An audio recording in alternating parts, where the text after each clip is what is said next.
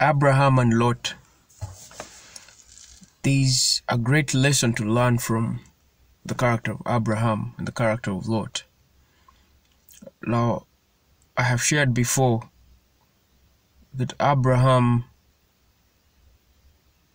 if you were to compare him to a believer today or a Christian today, he would be that Christian that minds things of the Spirit, minds the things, that has a relationship, a personal relationship with God. And Lot, on the other hand, he's a Christian, but he is not so spiritual. He's not that discerning kind, but he's a Christian. And I want to show you the danger of being that kind of Christian. Because you see, if you decide to be a Christian, you should go all the way. You should go all the way. You should trust God. You should let yourself be one with God. Like, just get intimate with God. Like, pour yourself out to God, and for the most part, God will be, you will know that you are safe. I think with God, you never know where He's going to lead you, but you will be safe. And the challenge comes in trusting, because it feels like a risk. God is like that business investment where you have to give all and lose all. But in the end, it gives you profit. Like, you just blindly follow. It is a risk. But let me tell you, you don't want to be like Lot. I have seen the way of Lot. Now in chapter 19 of Genesis, you see that the two angels meet Lot. It's quite long. I don't know if I should read it. But let me first talk about a bit of it, then I read.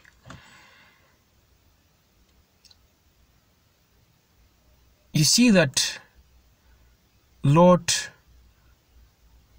lives in in Gomorrah, and he's at the gate. And these angels come at the gate, and he welcomes them. When he welcomes them, he tells them, let me read so that I do not make up my own words. And there came two angels to Sodom at even, in the evening. And Lot sat in the gate of Sodom. And Lot, seeing them, rose up to meet them. And he bowed himself with his face toward the ground.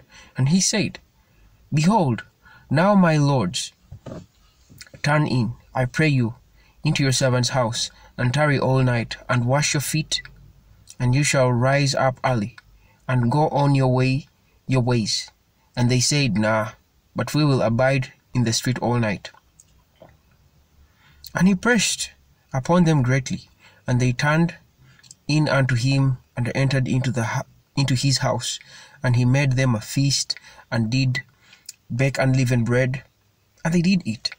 But before they lay down, the men of the city, let me first stop there, in verse 3. So these men come, Lot sees them, he bows down unto them, he welcomes them.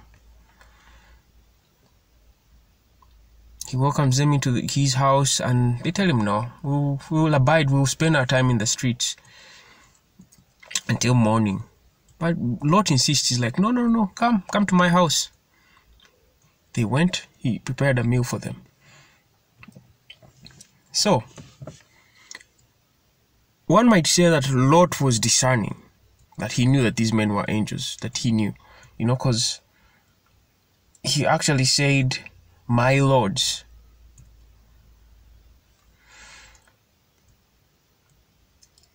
But he copied this from Abraham. He called them lords, my lords.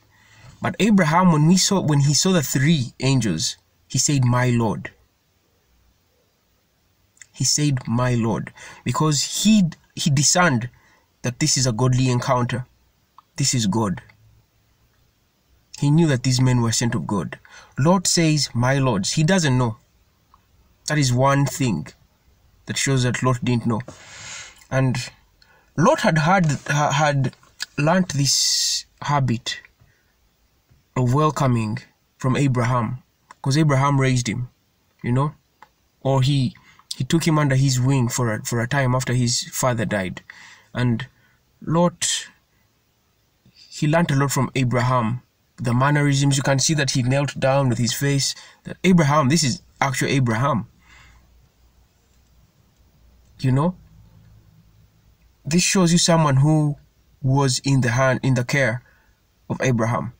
So Abraham had taught Lot a lot. This shows you a lot about Abraham's character. He was a man of character, and this character went on, was pushed on onto Lot. But what Lot didn't have was the intimacy with God, because that was a personal thing to Abraham. He had his personal relationship with God. I think Lot never got to know about, or maybe never did. I do not know. But I want to show you something about these two guys. Verse 4. But before they lay down, the men of the city, even the men of Sodom, compassed the house round, both old and young, all the people from every quarter. And they called unto Lot and said unto him, Where are the men which came into thee this night? Bring them out unto us, that we may know them. And Lot went out at the door unto them, and shut the door after him, and said, I pray you, brethren, do not wickedly. Behold, now I have two daughters which have not known man. Let me, I pray you, bring them unto you, and do you to them as is good in your eyes. Only unto these men do nothing. For therefore came they under the shadow of my roof. And they said, Stand back. And they said again, This one fellow came into sojourn, and he will needs be a judge. Now will we deal worse with thee than with them. And they pressed sore upon the man, even Lot, and came near to break the door. But the men put forth their hand, and pulled Lot into the house to them, and shut the door. And they smote the men that were at the door out of the house, sorry about that, with blindness, both small and great, so that they wearied themselves to find the door. And the men said unto Lot, Hasn't thou here any besides son-in-law, thy sons, and thy daughters, and whatsoever thou hast in the city? Bring them out of this place, for we will destroy this place, because the cry of them is waxen great before the face of the Lord, and the Lord has sent us to destroy it. And Lot went out and spoke unto his sons-in-law, which married his daughters, and said, Up, get you out of this place, for the Lord will destroy this city. But he seemed as one that mocked unto his sons-in-law. So, at first we read that Lot offered up his daughters, that they had not known any man. When these men wanted these angels, they wanted these two angels. They wanted to know them, as And Lot presented himself. He presented his daughters. He said, Hey, have my daughters instead, but do not bother these men. And his daughters, they have not known men, so do with them as you like, but leave these men alone. And then here we see that his daughters were married, and he went to warn his sons-in-law, and his sons-in-law mocked him. So we get to see that it takes me back to the place of Abraham raising him, where Abraham said, told Sarah that, hey, you're going to act as my sister so that we pass through this land. These men, they will kill me. So my life is in your hands. So he lied, to save his life. He played a trick to survive. So I see Lot doing the same, but he's failed. So these guys, they still. So he learned all these things, all this craftiness from Abraham. You can see Abraham in this guy. But anyways, this is what happens. At the end of the day, these guys go, they destroy the city. Right? They destroy Sodom and Gomorrah, and Lot is saved.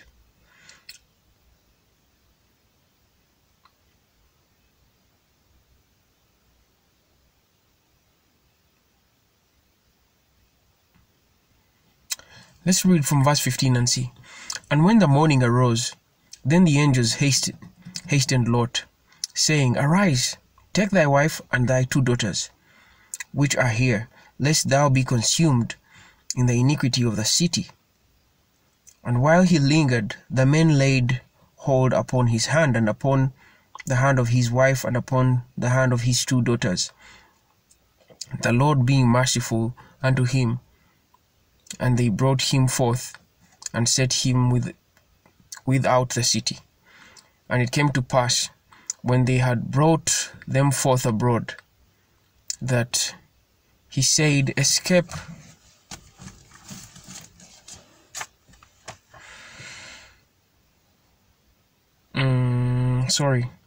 He said, Escape for thy life.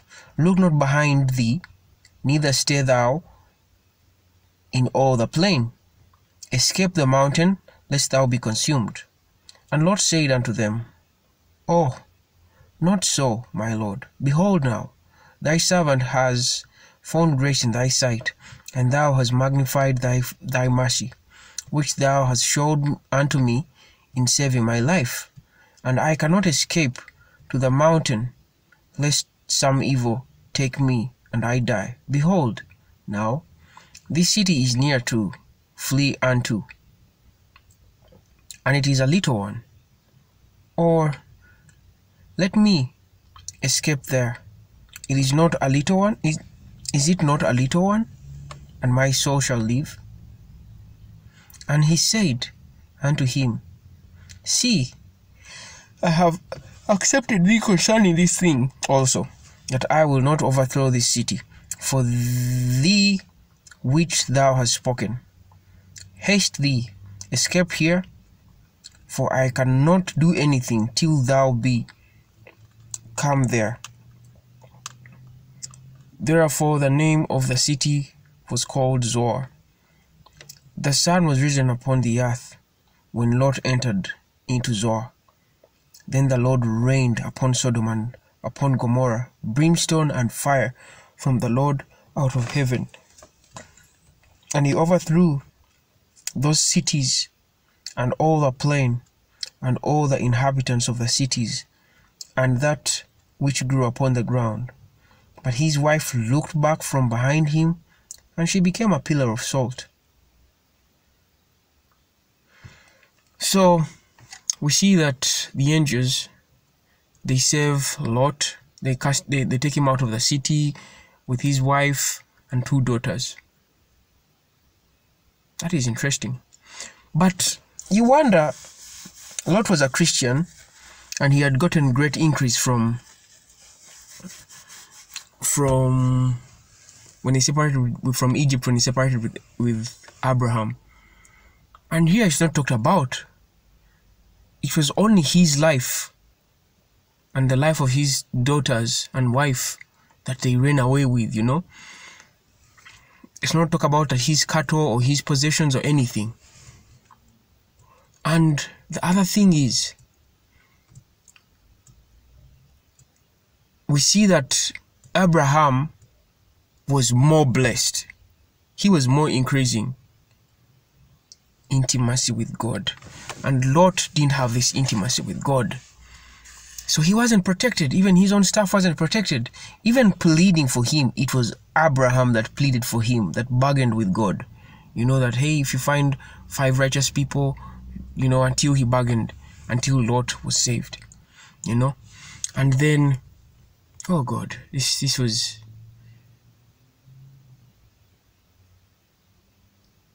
sad when you really think about it. And you see, the thing is, Lot was a carnal guy, you know. He was more into the flesh. That he looked at that plain that looked so green and fruitful and all that, with water flowing, and he took that. Well, on the other hand, Abraham took the land of Canaan that was dry, you know, and he flourished in that land. So where do all these things go? Lot was never protected. He had no protection. He had no protection of the Lord. Even when it came to saving him when he was attacked, when his shepherds were attacked, you know, in the, I think that was, verse 17, when he was attacked and Abraham went and fought for him. You can see that it's Abraham that saved him. You understand? So, people that are intimate with God, they will be the kings. They are the kings. And now I see and understand why Abraham is the father of all believers. Because his relationship with God was quite set apart from all these people around him. He really was intimate with God. He really understood the heart of God. I mean, when God spoke, this guy just moved, you know. He was true. He was true to God. And now, if we say that we are children of Abraham, or we are Christians or believers, we must have that same kind of relationship. We must have a kind of intimacy, as being the grandchildren of Abraham, you know. There is a lot I learned from this story of Lot and Abraham. For, you know, when these two characters are studied, you see something so profound in their character. It really speaks to me. It really shows me what is happening even today, you know, with believers. That there is that believer that they do believe, but they're not intimate with God. And there's that believer that is intimate with God. There's going to be a distinct difference in their life, between their life. That's why I find so many people that have, and Paul talked about it, that in the last days people will have a form of godliness, but it lacks the power thereof. They lack the power thereof. That people will say that, hey, we love God, we worship God, they even sing, they do all these things, but there is no God in their lives. There's no power of God in their lives, because they will not be intimate with God. Because today people are lovers of self. People love themselves. They do not love God. And you see, the thing is, you can't, even today, you can't just go throw God around. You can't just go throw God's name around all over the place, because people don't love God. And those that say that they love God, even when you try to share with them, even when you try to teach them or correct them, you're like, hey, maybe you've looked at Christianity or God a certain way, and that's not. So many people blame God today, but they're not even ready to learn. They're not even ready to be corrected, you know. And that's why in the book of Revelation it says that, hey, to him that is evil, keep being evil, keep doing evil, and to him that is righteous, keep being righteous, keep doing righteousness. And to him that is filthy, keep doing filthiness. Him that is unjust, keep being unjust. You know? Because now we are at the brink where the word of God has reached the whole world now. I'm telling you, the whole world right now knows about Christ. The whole world knows about Christ right now. You will be shocked. But right now, no one else has any excuse, you know? And God is sealing his people. God is sealing his people, guys. He's sealing his people. But a day is gonna come and he's no longer doing any of that. He will take his Holy Spirit from the world. And hell will reign on this planet, on this earth.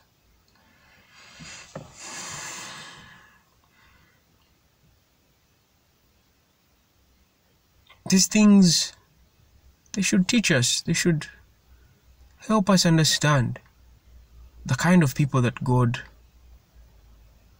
is seeking to find. The kind of church that God... Because I'm telling you, so many people say they are Christians, but can they do the things Abraham did?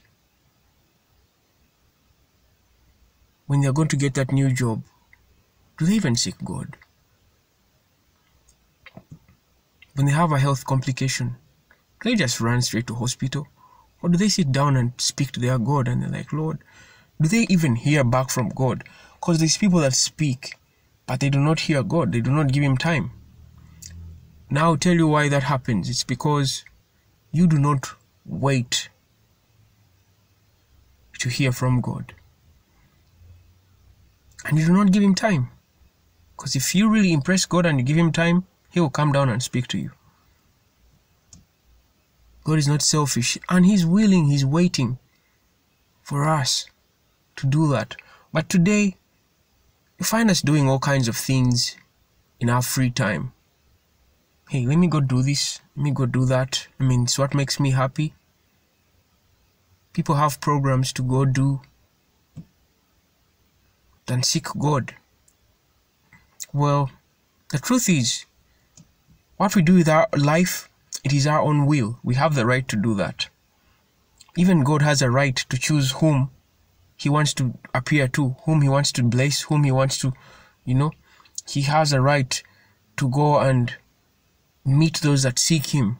So when people that do not meet him blame him, they shouldn't complain, because he also has a right, just like we have a right to do whatever we want with our time.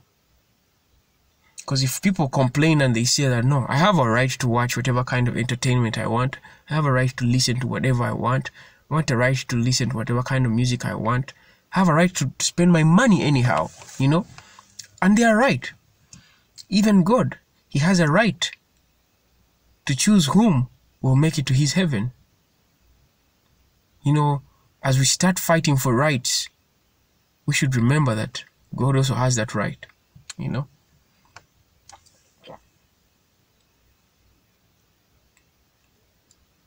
The thing is, we have to be humble and we have to be willing to learn.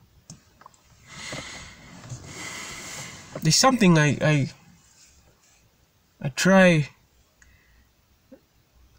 to teach myself for the longest time. You know, I've interacted with so many people in my life. So many people, so many characters from different walks of life. And you know, when you're exposed to so many people like that, you learn a lot. One thing I have learned about people is that some people, mostly hypocrites, they will say something hurtful, something painful, or something deep, or they will talk about someone when the person is not around, in your presence. But in that person's presence, they can't say anything. They will act like angels, like they never said anything. I really hate that. And I sat down and spoke to my spirit. I said, hey, I will never be that kind of person. If I say something if I say something about somebody, and if I speak about somebody in their absence, whatever I say, I should be able to say it even in their presence. So me, I'm not the kind of person that I'll go and speak behind someone's back and I won't be able to say the same things. So it helps you be careful what kind of things you utter. Because I'm telling you, you will utter some things about people that you are not able to utter in their presence. That you yourself, you will be embarrassed, you'll be ashamed, you know. So I try to lead my life by that. So it helps me not say hurtful, painful things about people. And I try to understand people's situation. I try never to blame anyone, you know.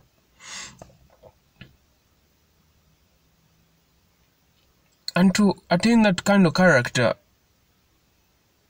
it helps you be true to yourself, and it helps you build relationship with people easily, you know. And hey, if you can build relationship easily with people, then even with God it's going to be easy to build relationship. Because you see, if you cannot have relationship with people that are physical, what about a God you've never seen? Because you can find so many people, so many Christians isolate themselves. They're not active, you know, they hide. They believe physically separating themselves from the matters of life is how they will have a relationship with God. But God called us to interact with people. Whether people hurt you, whether people love you, you're supposed to interact with them. Because that's how you will be rebuked. That's how you will learn. That is how you will be molded. That's how your character will be molded, you know. A Christian, and that's how you'll be tested. Because if you are the kind that wants to go and live on some kind of island alone, you can never learn God. You can never know who you truly are. You can never know the kinds of demons that you fight against. You know, you really have to put yourself out there. But all in all, we should aim to be that kind of Christian like our grandfather Abraham. Not Lot. Lot, he lost everything, man. He really lost everything. He lived a life of pain. And in this same chapter, we see that he escaped. He lost his wife and he got drunk. One time, his daughters got him drunk and they slept with him. And he had daughters. He had sons with them. You understand? It was a sad ending for that Christian Lot. It's going to be a sad ending for that Christian who is like Lot. That Christian that doesn't, I mean, when you serve God, what, you know, we should look at life and ask ourselves, hey, what do I really have in my life that shows I serve God? What? What do I really have in my life that reflects God in my life? That's something we should ask ourselves. Because man, if you believe in God, something somewhere has to reflect that God is with you. Good health, blessings, provision, you know. Something has to be reflecting in your life that hey, God is with you. All I can say is that seek God. Seek to be intimate with God. God bless you.